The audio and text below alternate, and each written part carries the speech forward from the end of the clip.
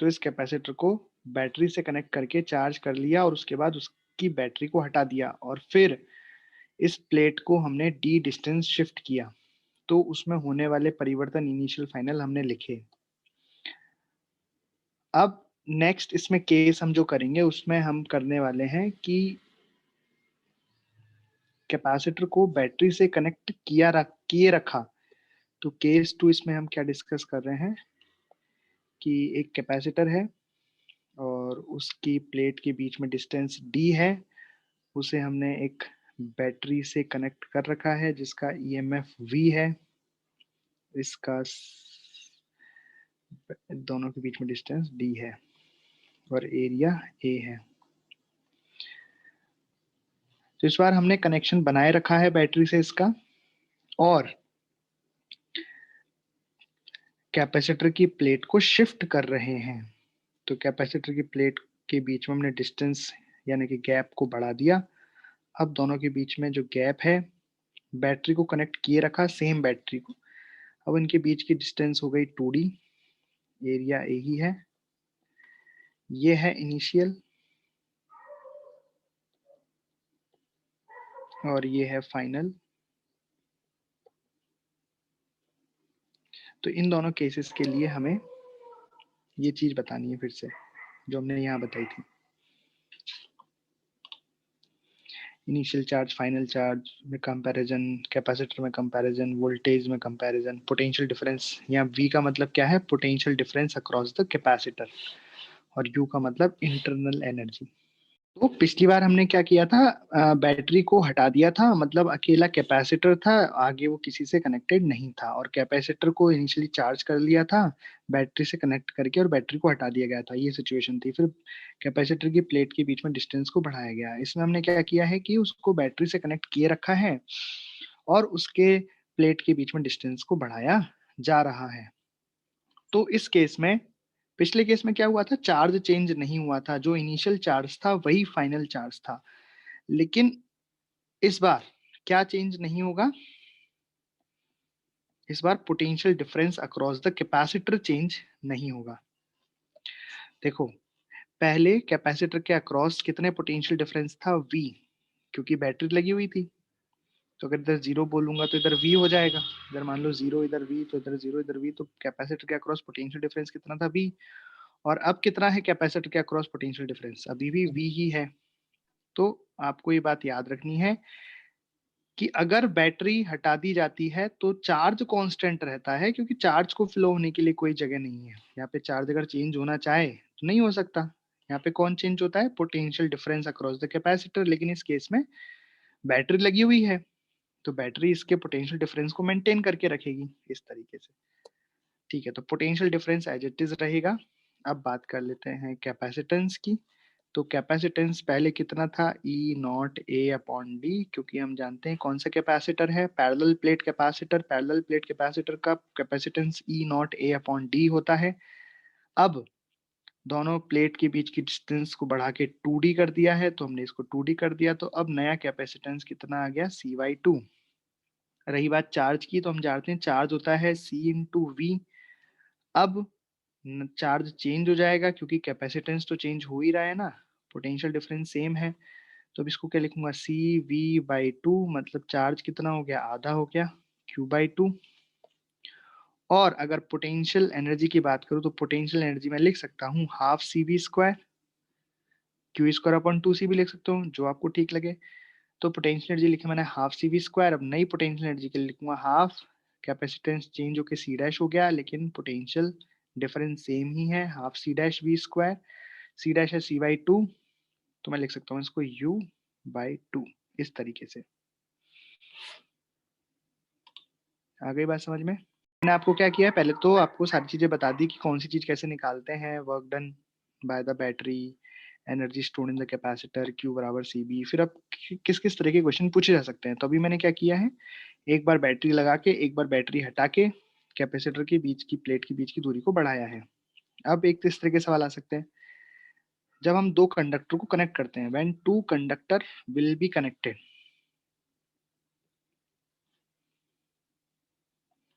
To conductor को connect किया जाता है, कोई भी दो कंडक्टर हो,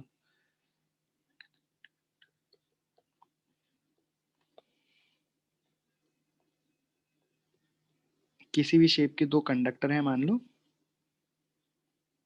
कनेक्टेड। दो कंडक्टर को हम कनेक्ट कर रहे हैं, शेप वेप क्या है हमें कुछ आइडिया नहीं, मतलब रैंडम शेप है। एक तो इस शेप का कंडक्टर है और एक इस शेप का कंडक्टर है, दो अलग अलग शेप के मान लो कंडक्टर हैं। ठीक है, इनके बारे में क्या क्या दिया गया है। अभी ये दोनों एक दूसरे से बहुत दूरी पर रखे हुए हैं, आइसोलेट हैं एक दूसरे से, इनका कोई आपस में कनेक्शन नहीं है। पहले कंडक्टर के बारे में दिया गया है कि इसका कैपेसिटेंस यानी कि इसकी धारिता C1 है, इस पर अभी चार्ज Q1 है, और इसका पोटेंशियल डिफरेंस मतलब इस पर पोटेंशियल इस कंडक्टर का पोटेंशियल होता है ना, विभव, इसका पोटेंशियल V1 है। और इस दूसरे वाले के लिए दिया गया है कि इसका कैपेसिटेंस, इसकी धारिता C2 है, इस पर अभी चार्ज Q2 है, और इस पर इसका पोटेंशियल V2 है। इस तरीके से दो ये। अब हम जानते हैं कि अगर इन दोनों को कनेक्ट किया जाएगा तो क्या होगा, चार्ज फ्लो होगा। और चार्ज फ्लो तब तक होता है जब तक कि दोनों के विभव समान ना हो जाएं। ये हमने पढ़ा था इलेक्ट्रोस्टैटिक में, जब कंडक्टर पढ़ा था वहां पे हमने कंडक्टर गोल गोल लिए थे, तो फिर हमने उसके पोटेंशियल बराबर कर दिए थे क्योंकि स्फेयर का पोटेंशियल लिखना में आता था। ठीक है, लेकिन यहाँ हमें पोटेंशियल तो पता ही नहीं, पोटेंशियल मतलब कैसे लिखेंगे अभी करते हैं सवाल को। लेकिन इतना तो आपको पता ही है कि अगर मैंने दोनों कंडक्टर को आपस में कनेक्ट किया, अभी कनेक्टेड नहीं है, बहुत दूर है, आपस में कोई कनेक्शन नहीं है, इस पे पर्सनल पर्सनल जो भी इनका कैपेसिटेंस, पोटेंशियल यानी विभव और चार्ज दिए हैं वो दिए हैं। अब हमने दोनों को कनेक्ट कर दिया तो क्या होगा, अब ये होगा कि यहाँ से कुछ चार्ज निकल के हो सकता है इधर जाए, या हो सकता है इधर से कुछ चार्ज इधर आए। पर चार्ज फ्लो कब तक होगा, जब तक कि दोनों के पोटेंशियल सेम ना हो जाए। तो ये तो हो गई इनिशियल सिचुएशन, यहाँ पे हमने दोनों को कनेक्ट कर दिया। अब फाइनल सिचुएशन बना लेते हैं कि फाइनली क्या हुआ जब दोनों को आपस में कनेक्ट कर दिया गया तब। तो अभी ये कनेक्टेड नहीं थे, यहाँ से अपन कनेक्शन इनका हटा लेते हैं। अभी कनेक्ट नहीं थे, अब कनेक्ट कर दिया, तो अब क्या होगा, अब कैपेसिटेंस थोड़ा चेंज होगा। चार्ज चेंज होने से कैपेसिटेंस चेंज नहीं होता है, तो कैपेसिटेंस तो सेम रहेंगे C1 C2, लेकिन चार्ज बदल जाएंगे। हो सकता है यहाँ से कुछ चार्ज निकल के यहाँ चले जाए, या हो सकता है यहाँ से कुछ तो होगा, लेकिन होगा जरूर। तो मान लीजिए इस पे नया चार्ज आ जाएगा Q1 डैश। भाई पहले कितना था Q1, अब कितना आ गया Q1 प्राइम डैश प्राइम, कुछ भी बोल दो। और अब आ गया Q2 प्राइम नया चार्ज। और पोटेंशियल कितना हो जाएगा, पोटेंशियल अब दोनों के बराबर हो जाएंगे। तो यही तो कॉन्सेप्ट है कि चार्ज तब तक फ्लो होगा जब तक कि दोनों के पोटेंशियल बराबर ना हो जाएं। तो अभी दोनों के पोटेंशियल कितने हो गए, वी वी हो गए। अब इनको सॉल्व करना है, हमें निकालना है कि v कितना होगा और ये q डैश Q1 प्राइम और Q2 प्राइम क्या होगा। अच्छा क्या क्या दे रखा है आपको, C1 Q1 V1 C2 Q2 V2, ये सब चीजें आपको दे रखी हैं। तो पहली इक्वेशन देखो, टोटल चार्ज तो कंजर्व ही रहेगा। भाई पहले इस पर चार्ज था Q1, इस पे चार्ज था Q2। अब फाइनली कुछ चार्ज या तो इस पे चला जाएगा या इससे इधर आ जाएगा, लेकिन टोटल चार्ज तो कंजर्व ही रहेगा। यानी कि मैं ऐसे लिख सकता हूं कि Q1 प्लस Q2 बराबर Q1 prime plus Q2 prime, लिख सकता हूं। ओके, अब जरा देखो, इस पर चार्ज Q1 है, इसका कैपेसिटेंस C1 है, और इस पर पोटेंशियल V1 है। तो एक रिलेशन तो ये बन ही गया ना कि Q1 बराबर C1 V1 एंड Q2 बराबर C2 V2। तो Q1 और Q2 की जगह मैं रख दूं C1 V1 plus C2 V2, ये लिखा है मैंने ऊपर भी, हाँ C1 V1 C2 V2। तो Q1 प्लस Q2 कितना हो गया, C1 V1 C2 V2 बराबर। अब नया चार्ज कितना हो गया Q1 प्राइम, नया पोटेंशियल हो गया V, और नया नया वो कैपेसिटेंस तो एज इट इज रहेगा, पर नया चार्ज में कैसे लिख सकता हूँ, Q1 प्राइम बराबर C1 V and Q2 prime बराबर C2 V लिख सकते हैं। तो यहाँ पे पुट कर दिया मैंने C1 V plus C2 V। तो यहाँ से देख रहा हूँ कि सभी चीजें नोन है, बस v अननोन है। तो v यहाँ से कितना आ गया, v यहाँ से आ गया C1v1 plus C2v2 divided by C1 plus C2। इस तरीके से नया कॉमन पोटेंशियल आ गया। अब अगर v आ गया तो Q1 प्राइम और Q2 प्राइम में निकाल सकता हूँ कैसे, v की वैल्यू यहाँ रखूंगा तो C1 into we Q1 prime आ जाएगा और C2 into we Q2 prime आ जाएगा। तो यहाँ से Q1 प्राइम आ गया C1 इंटू वी, अब v की वैल्यू मैं डाल दे रहा हूँ, v आपके ऊपर लिख ही रहा है, और Q2 प्राइम कितना आ गया C2v। ठीक है, इस तरीके से। तो इस तरीके के सवाल इसमें पूछे जा सकते हैं कि दो कंडक्टर को, कंडक्टर की शेप हमें नहीं पता है, बस दो कंडक्टरों को कनेक्ट कर दिया, उनके बारे में क्या क्या पता है हमें, कैपेसिटर पता है, इनिशियल चार्ज पता है, इनिशियल पोटेंशियल पता है। ठीक, तो नया पोटेंशियल कितना आ जाएगा दोनों पे, तब तक दोनों बराबर। तो इसमें कॉन्सेप्ट क्या है कि जब तक दोनों के पोटेंशियल बराबर नहीं हो जाएंगे तब तक चार्ज फ्लो होता रहेगा। टोटल चार्ज हमने कंजर्व किया तो उससे सब चीजें आ गई। इसमें एक सवाल और पूछा जाता है कि बताओ इस पूरी प्रोसेस में हीट लॉस कितना हुआ। ये जो प्रोसेस हुई चार्ज के इधर से उधर जाने की, इस प्रोसेस में हीट लॉस कितना हुआ। ठीक है, तो देखो एक फॉर्मूला होता है कि देखो जो भी वर्क डन बैटरी करती है वो वर्क डन दो पार्ट में डिवाइड हो जाता है, change in potential energy plus जो भी हीट लॉस हुआ उस प्रोसेस में। भाई जब भी चार्ज जैसे सर्किट में घूमता है, एक सर्किट ही तो, अभी यहाँ पे तो बैटरी नहीं है, ठीक है अच्छी बात है, तो work done by the battery इस केस में कितना हो जाएगा, जीरो। लेकिन मैं बात कर रहा हूँ कि अगर मान लो बैटरी लगी होती जैसे यहाँ पे, तो यहाँ पे हमने इसको, यहाँ पे देखो प्लेट को दूर ले गए, प्लेट को दूर ले गए ना, तो यहाँ पे देखो चार्ज चेंज हुआ। ऐसे जब भी ऐसा होगा कुछ ना कुछ हम चेंज करेंगे सर्किट में तो चार्ज चेंज होता है। तो जब भी चार्ज फ्लो होगा तो ये ध्यान रखना हीट हमेशा लॉस होगी, जब भी चार्ज फ्लो होगा तो हीट लॉस होगी।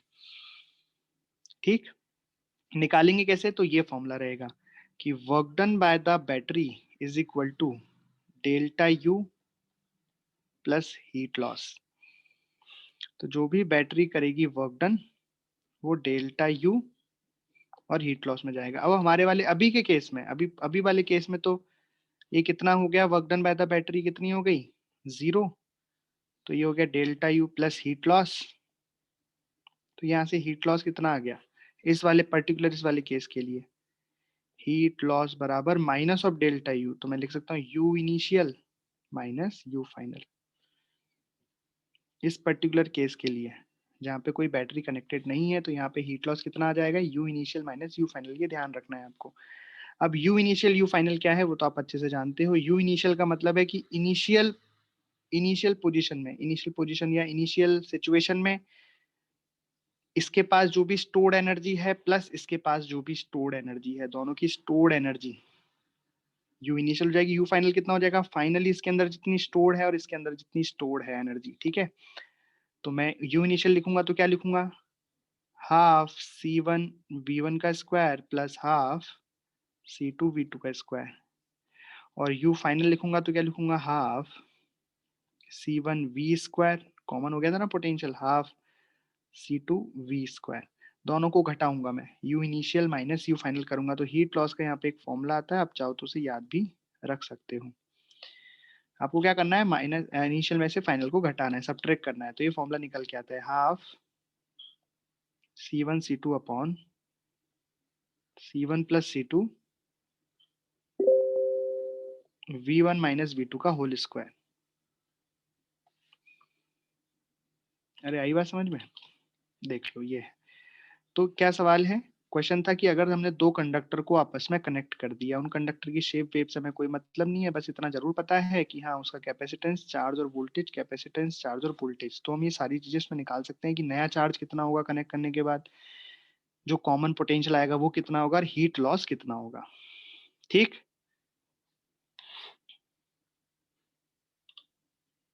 एक चीज और ध्यान रख लो कि यहाँ पे जो चार्ज है वो नेगेटिव भी हो सकता है।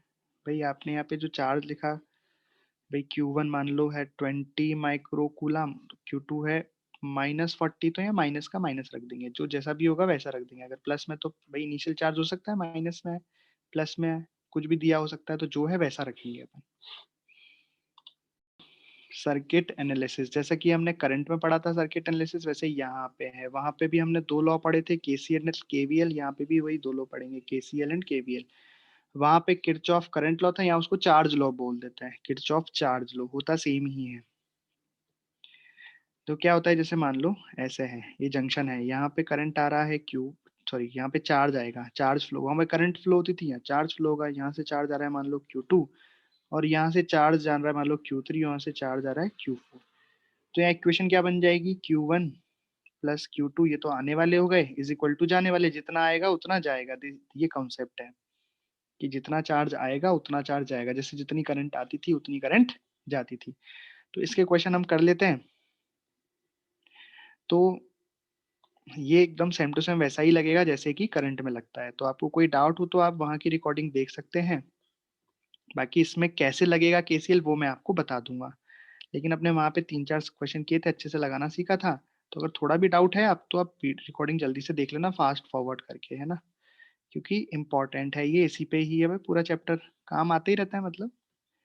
तो अगर ये केसीएल केवीएल नहीं आते हमें, तो हम थोड़ा सा लो कॉन्फिडेंस रहता है चैप्टर में, ऐसा लगता है शायद नहीं आता हमें। ठीक, तो मान लो इस तरीके से। और चार्ज तो कुछ भी मान लेते हैं, C1 C2 C3 कुछ भी दिया है। सी ले लेते हैं सभी का, कि इसका कैपेसिटेंस भी सी, इसका कैपेसिटेंस भी सी, और इसका कैपेसिटेंस भी सी है। ठीक है, दिख रहा है कुछ।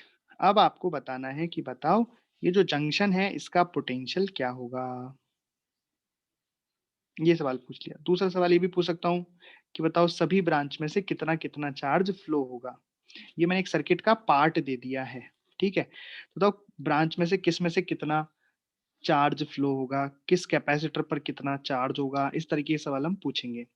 तो जैसा हम करंट में करते थे वैसा ही इसमें करेंगे। करंट में कैसे करते थे याद है, अब अपने मन से पहले तो क्या वहां तो पूरा सर्किट से सवाल करवाया था मैंने एक शायद, और ऐसा भी करवाया था। तो पहले जीरो मान लो, जहां तक जीरो जाए, फिर जहां अटक जाए वहां एक्स मान लो। तो यहाँ पे भी ऐसा कर लेते हैं, कहीं भी जीरो तो सब अटके हुए हैं अपन, तो यहाँ पे पोटेंशियल दे रखा है बस। तो भाई जहां अटक गए वहां पे एक्स मान लो कि भाई यहाँ का पोटेंशियल है एक्स। ठीक है, जंक्शन ढूंढो, जंक्शन का पोटेंशियल एक्स मान लो। फिर क्या करना है, अपने मन से करंट फ्लो करा दो। तो यहाँ पे अपने मन से चार्ज फ्लो करा दो, कहीं से कैसे भी करा दो। जैसे मान लो यहाँ से ऐसे जा रहा है Q1, यहाँ पे मान लो ऊपर गया Q2, और यहाँ मान लो इधर गया Q3।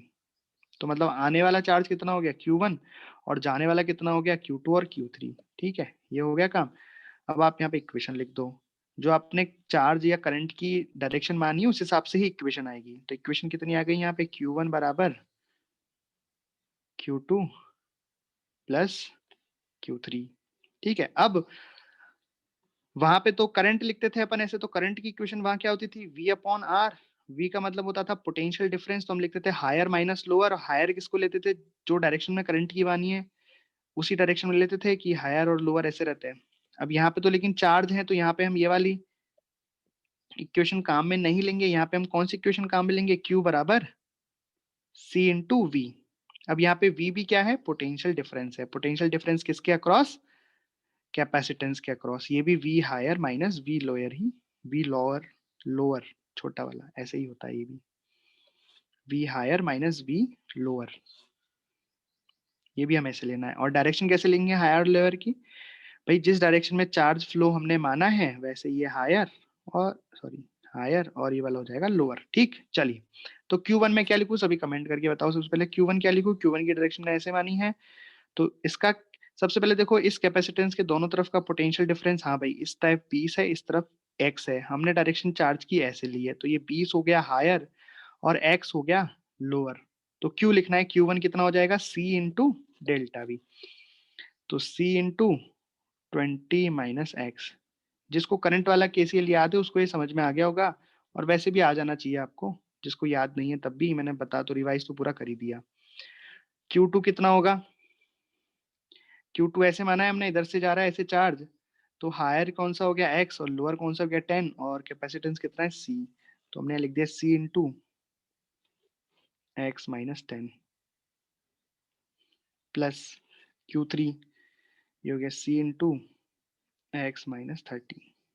बताइए यहाँ तक किसी को कोई दिक्कत है क्या? क्योंकि ये लग गया केसीएल, इसके बाद तो सॉल्व करना है, एक्स की वैल्यू निकालनी है, आंसर आ जाएंगे। ये मैंने केसीएल लगा के दिखा दिया आपको कैपेसिटर में। कोई दिक्कत नहीं। चलिए, नो डाउट। तो अभी सी से सी कट गया और इसको सॉल्व किया हमने, तो ये आ गया 20 माइनस एक्स बराबर x minus 10 plus x minus 30, तो हो गया 2x माइनस 40, इधर जाके हो गया 60 और इधर जाके हो गया 3x, तो x बराबर आ गया 20 वोल्ट। ठीक है, x बराबर 20 आ गया। अब मैं Q1 Q2 Q3 आसानी से निकाल सकता हूँ। तो Q1 कितना आ गया? C इंटू, हाँ C इंटू डेल्टा V, तो Q1 तो चार्ज 0 आ गया भाई, ठीक है आ जाने दो। Q2 कितना आ गया? C इंटू एक्स माइनस 10 यानी 20 माइनस 10, तो 10C चार्ज। अभी 10C कैपेसिटर है और बाहर कूलाम के लिए एक और C लगा देता हूँ, वो नहीं लगा रहा हूँ मैं, है ना। तो जो हमने माना था वही डायरेक्शन है, क्योंकि पॉजिटिव आ गई, और लास्ट में C बराबर आ गया 20 माइनस 30 बराबर आ गया माइनस 10C। मतलब हमने जो डायरेक्शन मानी उससे अपोजिट, भाई सेटिस्फाई भी कर रहा है, सही बात है। ये Q1 से तो कोई चार्ज आ ही नहीं रहा, तो Q2 हमने कैसे बनाया? ऐसे, मतलब चार्ज सारा का सारा इधर से आ रहा है और ऐसे जा रहा है, 10C चार्ज ऐसे आ रहा है और ऐसे 10C चार्ज जा रहा है। ठीक है, तो हर कैपेसिटर पे चार्ज कितना कितना हो जाएगा बताओ? देखो, हर कैपेसिटर की प्लेट पर चार्ज और निकालना रहता है यहाँ पे। भाई वहां पे तो केवल ब्रांच में से करंट निकाला, बात खत्म। लेकिन यहाँ पे एक चीज और करनी होती है, कैपेसिटर में से कितना, तो इसकी प्लेट पर तो कितना चार्ज आ गया? 0। भाई इधर से 0 आया, 0 जाएगा, तो 0 इकट्ठा होगा, पहले से डिस्चार्ज है। ये मैंने दिया था कि initially all the capacitor are discharged, पहले सभी कैपेसिटर क्या है, उन पर कोई भी चार्ज नहीं है। ठीक है, तो इधर 0 आया, 0 गया, तो इस पे नेट चार्ज कितना हो गया? 0। इस पे कैसे आ रहा है चार्ज? इस तरीके से जा रहा है ना, 10C, तो इधर हो जाएगा प्लस 10C, प्लस 10C, और इधर कितना हो जाएगा? Minus 10C। मतलब यहाँ से पहले 0 थे, सब डिस्चार्ज थे, पहले किसी पे कोई आवेश नहीं था, तो यहाँ से आया तो यहाँ इकट्ठा हो गया 10C, और यहाँ से निकलेगा तो यहाँ कितना हो गया? Minus 10C। अब यहाँ इकट्ठा होगा तो यहाँ कितना हो गया? प्लस 10C, और यहाँ कितना हो गया? Minus 10C। इस तरीके से चार्ज डिस्ट्रीब्यूशन भी हमें करना रहता है कि हर प्लेट पर कैपेसिटर पर कितना कितना चार्ज आ गया। ये एक नई चीज सीखी, इसमें किसी को कोई दिक्कत है तो पूछो। चलिए, तो ये हो गया Kirchhoff current law KCL, Charles law बोल दो, और दूसरा हो जाएगा किरचॉफ वोल्टेज लॉ केवीएल। तो केवीएल में आप जानते हो करना क्या होता है, बस एक पॉइंट से स्टार्ट होके एक पूरा चक्कर कंप्लीट करना होता है। ठीक है, तो चलना आना चाहिए अपन को, है ना। तो हम ले लेते हैं कि मान लो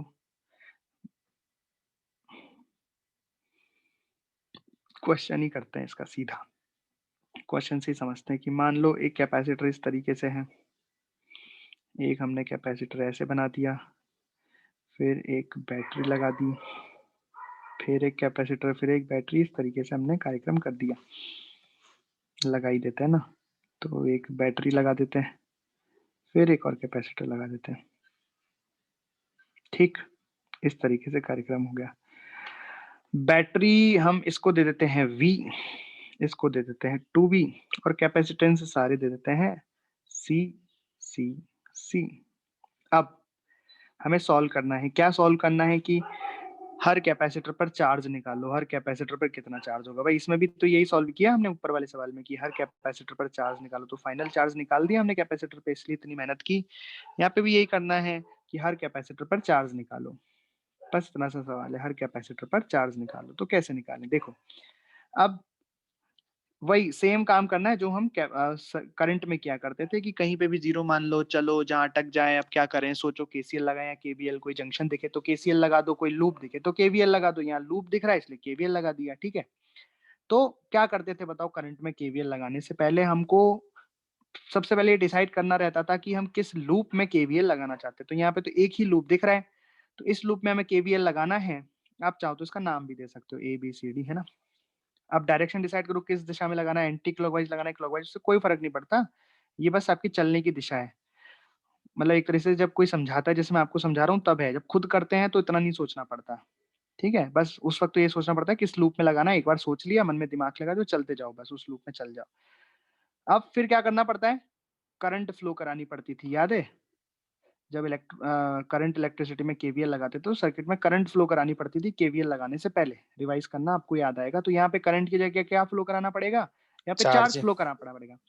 तो वहाँ पे करंट फ्लो कराने का नियम क्या होता था? कोई नियम नहीं होता था। जिस तरफ आपको करंट फ्लो करानी है आप करा दो। वैसे ही यहाँ पे भी चार्ज फ्लो कराने का कोई नियम नहीं है। आपको जिस दिशा में चार्ज फ्लो करानी है आप करा दो चार्ज फ्लो। तो ठीक है भाई। अब और हाँ, इसका इस बात से कतई फर्क नहीं पड़ता कि आप चल किधर रहे हो, कि उसी दिशा में चार्ज फ्लो कराना, नहीं, किधर भी करा दो जिधर आपका मन हो। तो मान लेता हूँ मैं इस सर्किट में ऐसे चार्ज फ्लो कराता हूँ, ऐसे कि क्यू चार्ज ऐसे गया, तो इसका मतलब यहाँ पे इकट्ठा हुआ होगा, यहाँ से बाहर निकला होगा माइनस क्यू, फिर यहाँ से चला चला चला तो यहाँ पे प्लस क्यू आया होगा, यहाँ पे माइनस क्यू आया होगा, फिर चला चला चला चला तो यहाँ पे प्लस क्यू आया होगा और यहाँ पे माइनस क्यू आया होगा। चार्ज फ्लो करा दिया और चार्ज फ्लो करा के प्रत्येक कैपेसिटर पर उसको डिस्ट्रीब्यूट कर देना है। एक बार और समझाता हूँ कि देखो मैंने मान लिया चार्ज इधर से क्यू जा रहा है, तो क्यू जा रहा है तो इस प्लेट पर इकट्ठा होगा। अब इस प्लेट पर जितना इकट्ठा होगा दूसरी प्लेट से उतना ही निकलेगा। वो निकलेगा इस तरीके से, ऐसे जाएगा, फिर इस प्लेट पे इकट्ठा होगा, यहाँ से निकलेगा, फिर यहाँ इकट्ठा होगा और यहाँ से निकलेगा।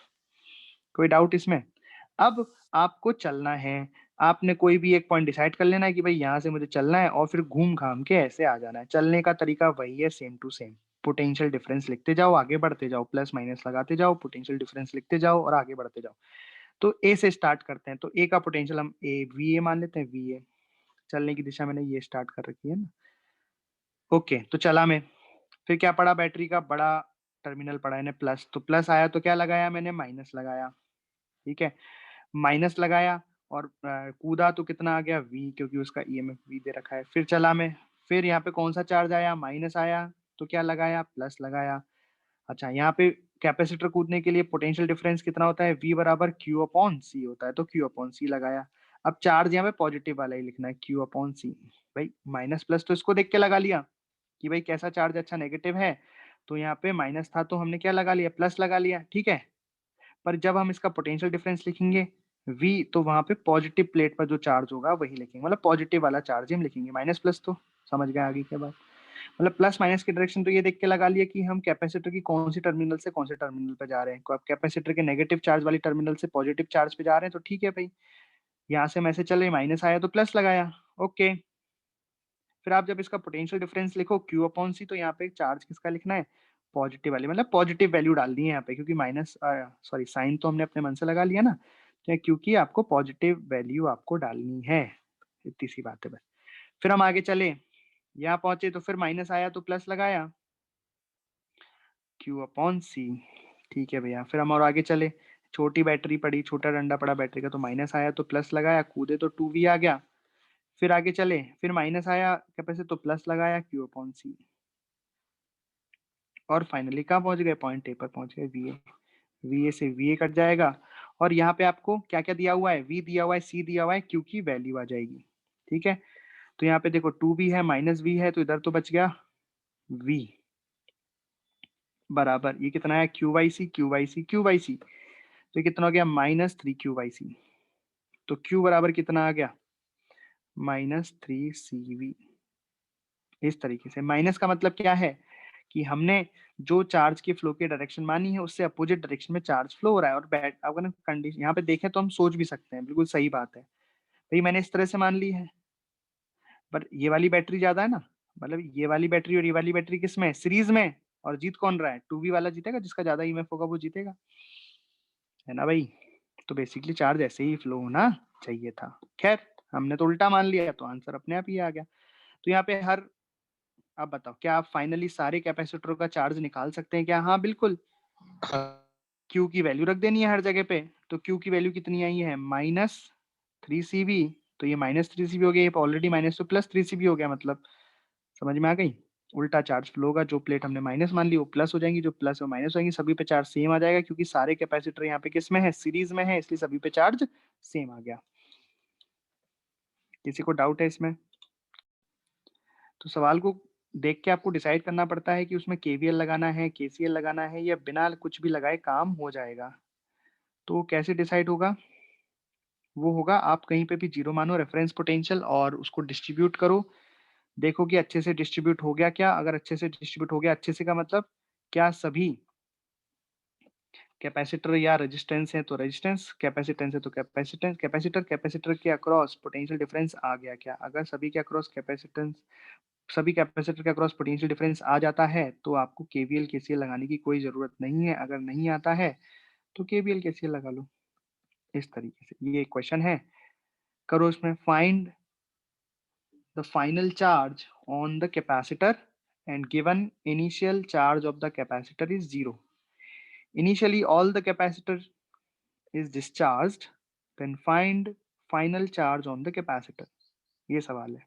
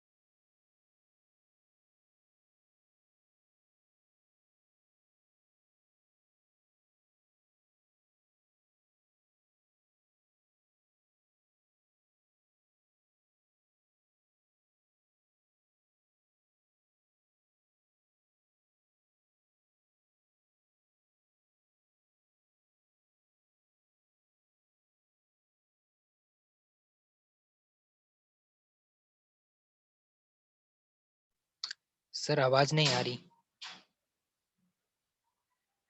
आवाज गायब हो गई।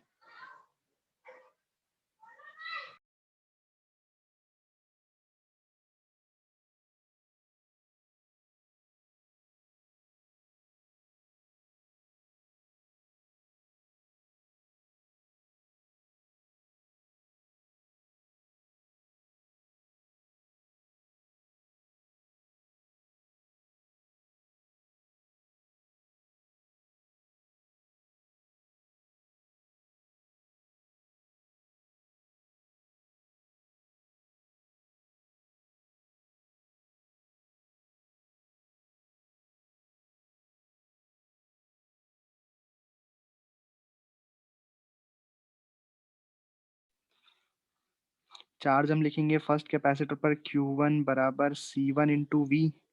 तो इसका C कितना है 2 और पोटेंशियल डिफरेंस कितना है 10, 10 माइनस 0 तो चार्ज आ गया 20 माइक्रोकूलम। पोटेंशियल डिफरेंस करने में किसी को डाउट है तो पूछ लेना। और दूसरे कैपेसिटर हमने देखा इसके अक्रॉस पोटेंशियल डिफरेंस कितना हो गया, इसके अक्रॉस भी 10 हो गया तो हमने लिख दिया C2 इंटू वी।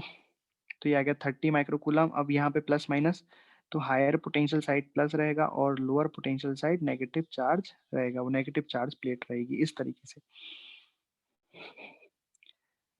कोई डाउट है तो पूछ सकता है।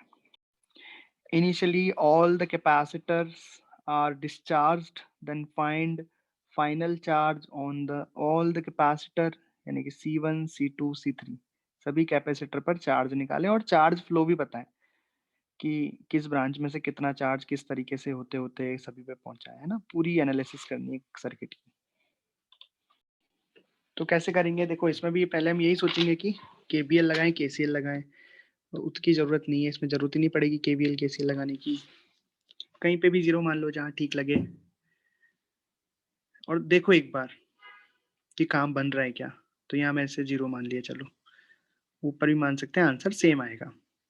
तो यहाँ 0 मान लिया, तो यहाँ पे कितना पोटेंशियल हो गया 20, यहाँ 20 हो गया, यहाँ भी 20, यहाँ भी 20, यहाँ भी 20। ठीक है, अब सोचो, पहले यहाँ से नीचे आते हैं, प्लस टर्मिनल आया, प्लस आया तो माइनस लगाएंगे, तो यहाँ कितना आ जाएगा, 20 में से 10 गए तो 10 वोल्ट। ठीक, यहाँ पे नीचे आए, कैपेसिटर आया, नहीं जा सकते, ऊपर चल लेते हैं, तो प्लस आया, माइनस लगाएंगे, 0 माइनस 40 कितना आ जाएगा, माइनस 40 वोल्ट। ठीक है, और यहाँ पे आया, कैपेसिटर आया, कुछ नहीं कर सकते जब तक चार्ज नहीं है, कैपेसिटर नहीं कूद सकते, जैसे रेजिस्टेंस में जब तक करंट नहीं है उसको कूद नहीं सकते, है ना। 20 नीचे आए, प्लस आया, माइनस लगाएंगे, 20 माइनस 20 कितना हो गया, 0। ठीक, अब सभी के अक्रॉस हमें पोटेंशियल डिफरेंस पता लग गए, तो हम जल्दी जल्दी अब चार्जेस निकाल सकते हैं। तो Q1 बराबर कितना आ गया, C1 इंटू डेल्टा वी, तो कितना हो गया 10 इंटू 10 मतलब 100 माइक्रोकूलम, और प्लस माइनस लगाएंगे तो इधर प्लस इधर माइनस, मतलब चार्ज की डायरेक्शन क्या रही होगी, चार्ज जैसे ऊपर से आया होगा कितना 100 माइक्रोकूलम ऊपर से चार्ज आया होगा, और इस तरीके से इसमें से जा रहा है। ठीक है, अब बात कर लेते हैं C2 Q2 की। Q2 बराबर हो गया C2 यानी कि 20 इंटू उसके अक्रॉस पोटेंशियल डिफरेंस देखो, तो एक साइड -40 है, सॉरी ये ना, तो पोटेंशियल डिफरेंस हमें हमेशा कैपेसिटर के अक्रॉस देखना है। तो एक साइड 20 है, एक साइड -40 है, तो 20 माइनस ऑफ -40 कितना हो गया, 60 पोटेंशियल डिफरेंस आ गया इसके अक्रॉस। किसी को डाउट है इसमें, इसके अक्रॉस पोटेंशियल डिफरेंस 60 आ गया, तो हम लिखेंगे 20 इंटू 60 बराबर 120 माइक्रोकूलम। प्लस माइनस लगाओ तो हायर पोटेंशियल किधर है, ऊपर, लोअर किधर है, नीचे, तो करंट, इसका मतलब चार्ज किधर से आया है, हायर से लोअर, तो ऐसे चला है कितना 120 माइक्रोकूलम, मतलब चार्ज इधर से आया है ऐसे और इधर से भी आया है ऐसे। अब देखते हैं आगे Q3, तो Q3 में C कितना है 30, लेकिन पोटेंशियल डिफरेंस कितना है 0, तो ये हो गया 0 माइक्रोकूलम। देखो यहाँ पे पोटेंशियल डिफरेंस कितना हो गया, 0 माइनस 0 0। तो अब फाइनली अगर हम सभी जगह से हमें चार्ज पता लग गया है, तो कौन सा चार्ज कैसे जा रहा है देखो जरा, तो मतलब यहाँ से 100 कूलम चार्ज ऐसे चला है, इसको हमने Q1 बोला है, तो Q1 चार्ज ऐसे चला है, और इधर से Q2 चार्ज यहाँ तक आया है, ये तो हमें पता है।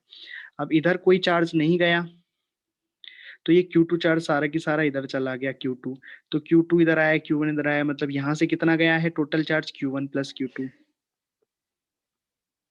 ठीक है, Q1 प्लस Q2 कितना हो गया 220 माइक्रोकूलम, 100 प्लस 120 220 माइक्रोकूलम, और ये चार्ज फिर ऊपर जाके फिर डिस्ट्रीब्यूट हो गया है, इधर कितना चला गया है Q1, और इधर कितना चला गया है Q2, और Q2 फिर इधर चला गया, इधर चला गया है 0, इधर कोई चार्ज नहीं है, मतलब इधर से आया 0 है, गया भी 0 है। ठीक हो गया था सभी का, 50 आया, चलो हाँ बिल्कुल, यहाँ 1200 आएगा, यहाँ पे फिर 1200 होगा, तो यहाँ पे फिर 1300 हो 22, जाएगा ऊपर। हाँ 1300, 12 और 100 1300।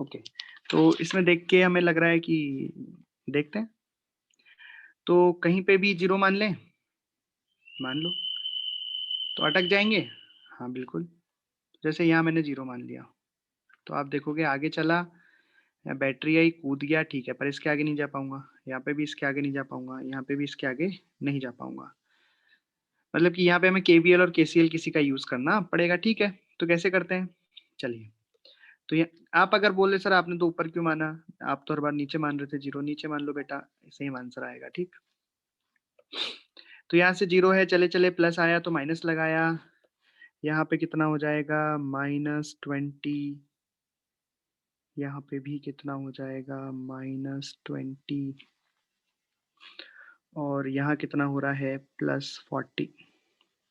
ठीक, आगे नहीं चल पा रहे, तो यहाँ पे x मान लेते हैं यहाँ का पोटेंशियल, तो यहाँ पे भी x, यहाँ पे भी x। अब क्या करना है, चार्ज की डायरेक्शन माननी है।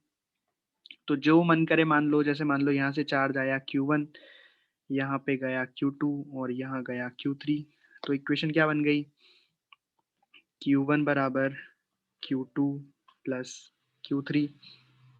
तो Q1 लिख लेते हैं। तो यहाँ पे Q होता है C इंटू वी। तो यहाँ पे Q1 इस वाले कैपेसिटर से आ रहा है, तो C1 हो गया 10 और V हो गया हायर माइनस लोअर। तो चार्ज की डायरेक्शन में हायर माइनस लो, तो -20 हायर है, x लोअर है। तो यहाँ पे हम लिख देंगे -20 माइनस x बराबर Q2। तो Q2 चार्ज इस तरीके से जा रहा है 10 में से, तो ये हो जाएगा x minus of -20 plus Q3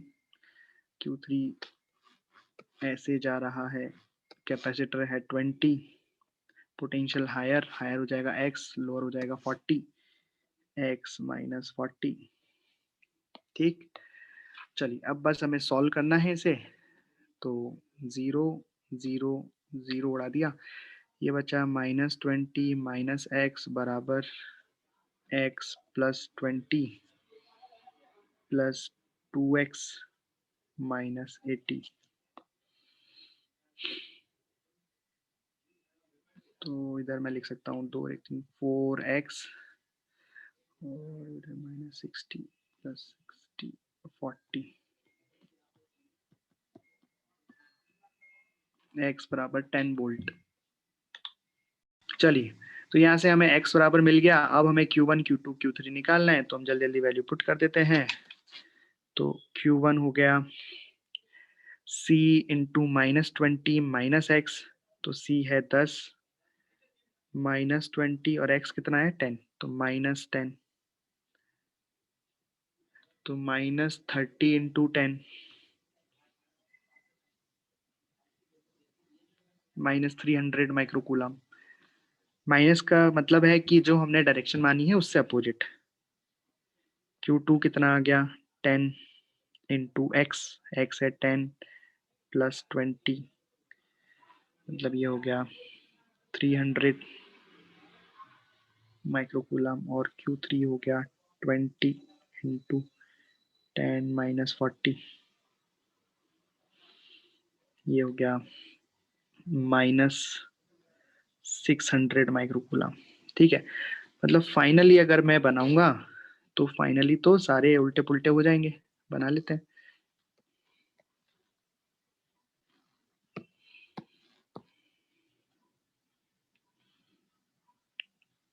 देख लो ये है। अब मैं फाइनल इसमें चार्ज डिस्ट्रीब्यूशन लिख देता हूँ।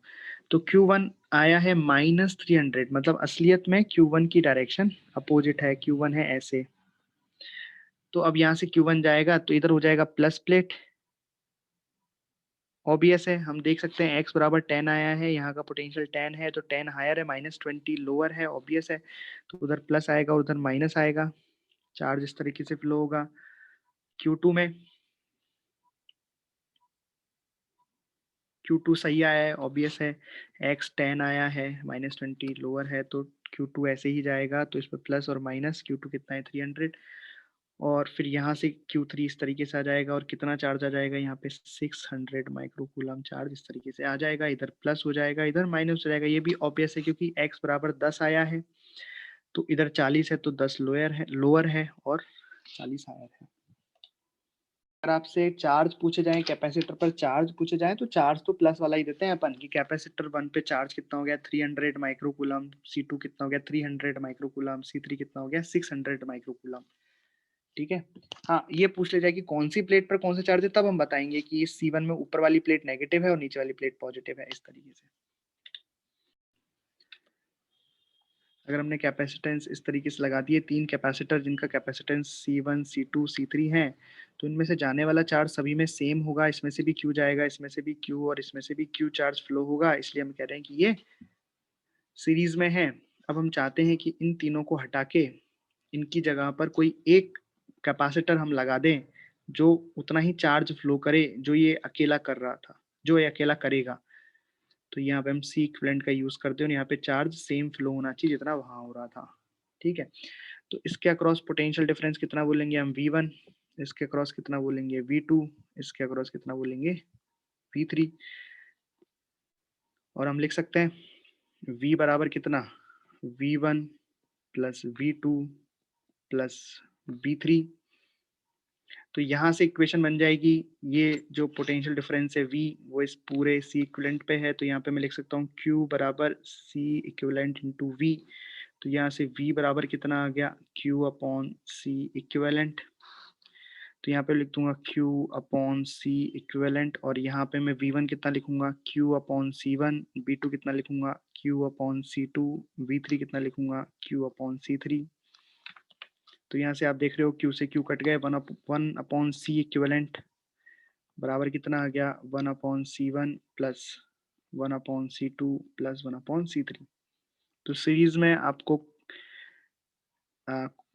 इक्विवेलेंट सीरीज में आपको इक्विवेलेंट कैपेसिटेंस निकालना है, तो आप कैसे यूज करोगे, जैसे आप रेजिस्टेंस के लिए पैरेलल में लेते थे, ठीक, इस तरीके से।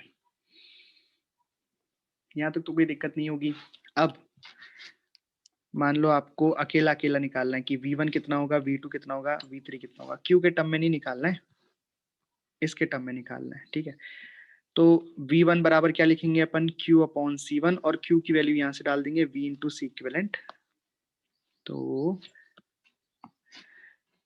V1 कितना आया, V1 आया Q अपॉन C1, और यहाँ से Q बराबर कितनी है C इक्विवेलेंट इंटू V। तो आंसर कितना आ गया C equivalent upon C1 into V। इसी तरह से V2 और V3 भी हम निकाल सकते हैं। V2 कितना हो जाएगा C equivalent upon C2 into V, और इस तरह से V3 भी हम निकाल सकते हैं। V3 कितना हो जाएगा C equivalent upon C3 into V, ठीक। फिर हम पढ़ लेंगे कौन सा, पैरेलल कॉम्बिनेशन। इसमें किसी को दिक्कत है तो पूछ लो। तो हमने पैरेलल में लगा दिए, हम चाहते हैं कि अच्छा इसमें क्या होगा, यहाँ से मान लो एक चार्ज जा रहा है Q, वो यहाँ पे 3 पार्ट में डिवाइड हो जाएगा, मतलब C1 में से जाएगा Q1, C2 में से जाएगा Q2 एंड C3 में से जाएगा Q3, पर तीनों पे पोटेंशियल डिफरेंस सेम आएगा, इसलिए हमने कहा तीनों पैरेलल में है। पैरेलल में पोटेंशियल डिफरेंस सेम आता है। हम चाहते हैं कि इन तीनों को हटा के एक ऐसा कैपेसिटर में लगा दूं कि सर्किट में से अब भी Q चार्ज ही फ्लो हो, इधर से Q हो रहा था, इधर से भी Q हो रहा है। तो यहाँ पे क्या बन जाएगा इक्वेशन, Q बराबर C इक्विवेलेंट इंटू B, लेकिन यहाँ पे मैं क्या लिख सकता हूँ Q बराबर Q1 plus Q2 plus Q3। अच्छा Q क्या लिख सकता हूँ मैं यहाँ से C equivalent into V। Q1 कितना हो जाएगा, तो Q1 हो जाएगा भाई कि C1 के अक्रॉस पोटेंशियल डिफरेंस है V, और इसका कैपेसिटेंस है C1, तो ये हो जाएगा C1 इंटू V, ये हो जाएगा C2 इंटू V, प्लस ये हो जाएगा C3 इंटू V। तो यहाँ से मैं फॉर्मूला मिल गया C इक्विवेलेंट बराबर V से V कट गए सारे, ठीक है। अब हमें Q1, Q2, Q3 निकालना है, तो कैसे निकालें, जैसे Q1 बराबर कितना है C1 इंटू V, लेकिन V के टर्म में नीचे मेरे फॉर्मूला, मुझे चाहिए Q के टर्म में फॉर्मूला, क्योंकि total current total charge Q है ना। तो V को क्या लिख सकता हूँ मैं, V बराबर आ जाएगा यहाँ से Q अपॉन C इक्विवेलेंट, लिख ही देता हूँ V बराबर Q अपॉन C इक्विवेलेंट। तो यहाँ पे मैं इसकी जगह पुट कर दूंगा C1 upon C equivalent into V। ऐसे ही मैं Q2 भी निकाल सकता हूँ C2 upon C equivalent, sorry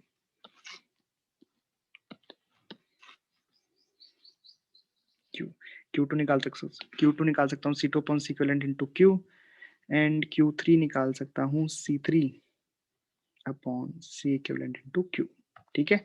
तो मतलब यहाँ पे जो करंट है वो कैपेसिटर के प्रोपोर्शनल में डिवाइड हो जाते हैं, और जो वोल्टेज है वो कैपेसिटेंस के इनवर्स प्रोपोर्शनल में डिवाइड हो जाते हैं।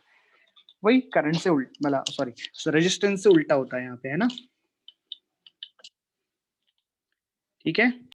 तो ये है व्हीटस्टोन ब्रिज। इसमें क्या होता है ना कि जिन पे दो टर्मिनल होते हैं उनसे अपोजिट दोनों कोनों पर भी एक कैपेसिटर लगा होता है। यहाँ हम डायरेक्टली कुछ नहीं कह सकते कि कौन सीरीज में है कौन पैरेलल में है, लेकिन अगर ये बैलेंस्ड है, अगर ये बैलेंस्ड व्हीटस्टोन ब्रिज है,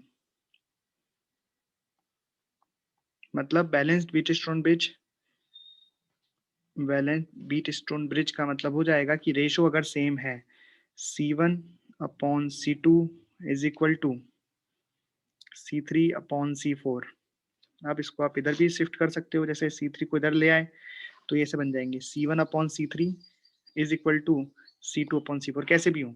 तो उस केस में क्या होता है कि ये जो कैपेसिटर होता है C5, इसमें से कोई भी चार्ज फ्लो नहीं होता है और हम कह देते हैं कि भाई ये अब किसी काम का नहीं है, उसको हम सर्किट में से हटा हुआ मान सकते हैं इसको ऐसे। तो अब जो नया सर्किट है वो क्या बन जाएगा, नया सर्किट इसको हटा लो, ये बन जाएगा। अब आसानी से दिख गया इसमें, जो C1 और C2 है वो सीरीज में, सॉरी C1 और C3, C1 and C3 series में आ गए, इधर C2 एंड C4 सीरीज में आ गए, फिर दोनों आपस में पैरेलल में आ जाएंगे। तो जो फाइनल C इक्विवेलेंट है इनका क्या हो जाएगा, तो देखो C1 C2 को मैं पहले सीरीज में जोड़ूंगा तो सीरीज में पैरेलल की तरह जोड़ते हैं, तो ये आ जाएंगे C1 C3 divided by C1 plus C3 plus C2 और C4 को मैं पैरेलल में जोड़ूंगा तो ये बन जाएंगे C2 C4, सॉरी C2 और C4 को मैं सीरीज में जोड़ूंगा लेकिन कैपेसिटर रेजिस्टेंस के पैरेलल की तरह जोड़ते हैं, है ना। तो ये हो जाएगा C2 प्लस C4, और उसके बाद ये दोनों किस में है, पैरेलल में, तो पैरेलल सीरीज की तरह जोड़ गए, तो दोनों को मैंने जोड़ दिया, तो ये C इक्विवेलेंट हो गया। ठीक है, ये हो गया व्हीटस्टोन ब्रिज। ये पहचान में आ जाए, जब सर्किट में हो तो पहचान में आ जाए कि हाँ भैया यहाँ व्हीटस्टोन ब्रिज बन रहा है, फिर तो उसको हम आसानी से कैलकुलेट करके उसका इक्विवेलेंट निकाल सकते हैं, चाहे वो C इक्विवेलेंट हो चाहे R इक्विवेलेंट हो। इसके बाद आते हैं कुछ हिडन सर्किट, जिनकी मैं बात कर रहा हूँ कि पहचान में ही नहीं आते वो, कि वो दे क्या रखे।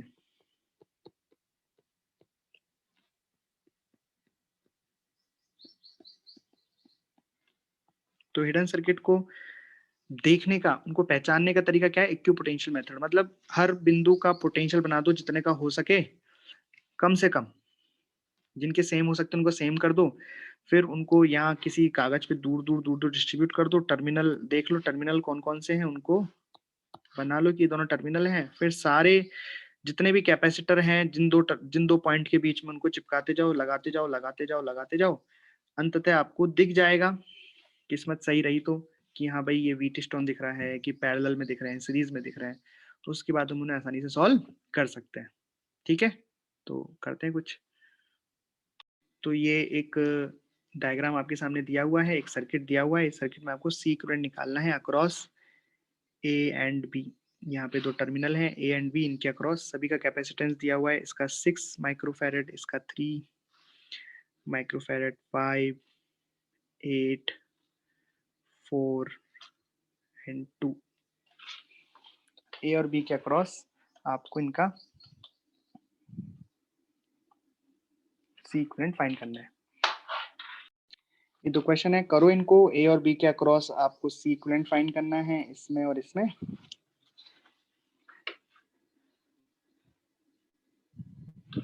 तो ठीक है, फिर हम इनको डिस्कस करते हैं अगली क्लास में। रिवाइज करके आना अच्छे से।